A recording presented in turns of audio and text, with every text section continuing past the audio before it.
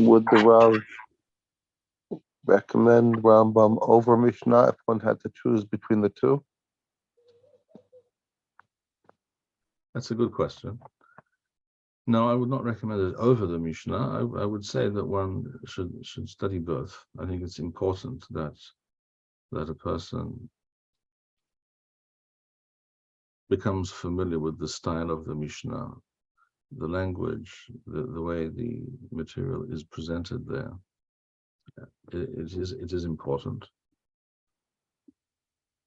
But one can, when dividing one's limud into these categories, one can consider the study of Mishneh Torah, which is also very beneficial and highly recommended.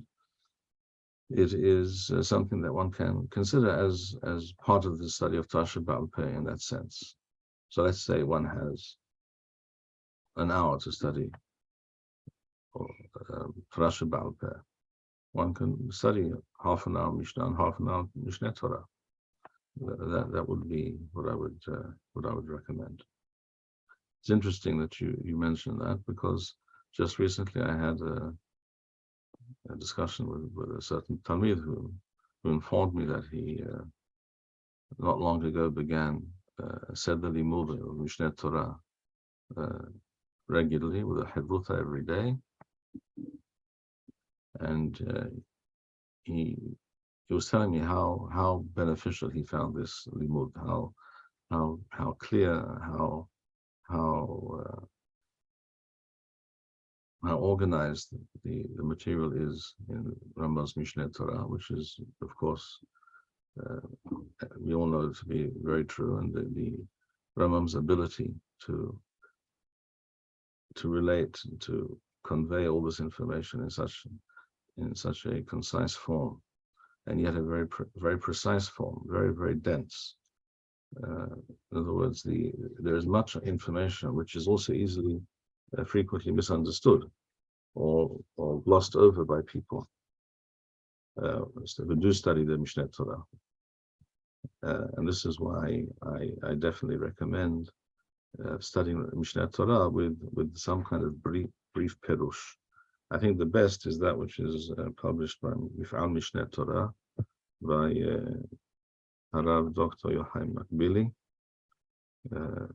It's a concise but very informative, very enlightening perush based on Rambam's own statements in other places in the Mishneh Torah, or his perush on the Mishnah, or Teshuvot, or what have you. And in this way, a person will understand, at least I would think, 80%, perhaps 90% of the essential information that the Rambam is conveying to you. Whereas if you study it without that kind of aid, perhaps you will understand only 70% or 60% of what the Rambam is actually saying. Rambam is also like the Mishnah. One needs to get used to the style and the language, and the more one does, the more one will understand the meaning of what Rambam is getting at. And having said that, it is true, and it is not just true, but it's remarkably true. It is quite stunning how Rambam manages in this very, very brief rendition of the Torah Sheba'al Peh to convey many profound insights and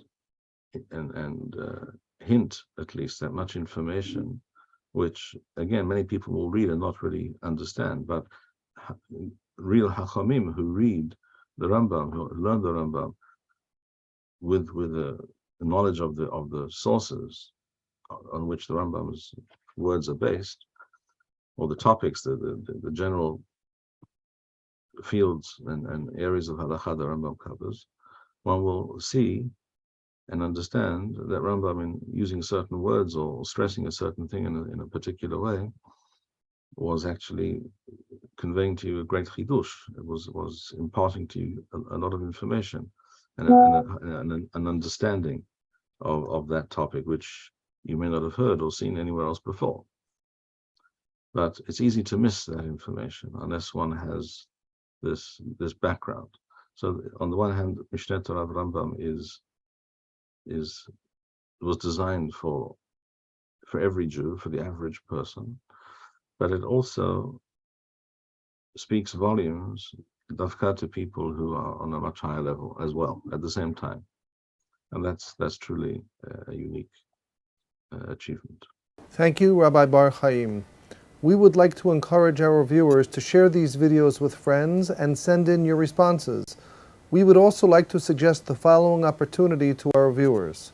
If you identify with Rabbi Bar-Hayim's message and would like to sponsor or dedicate a video interview with the rabbi in honor or memory of a loved one, if you would like to obtain Birkon Nusach Eretz Yisrael or invite the rabbi for a speaking engagement, please email us at office@machonshilo.org.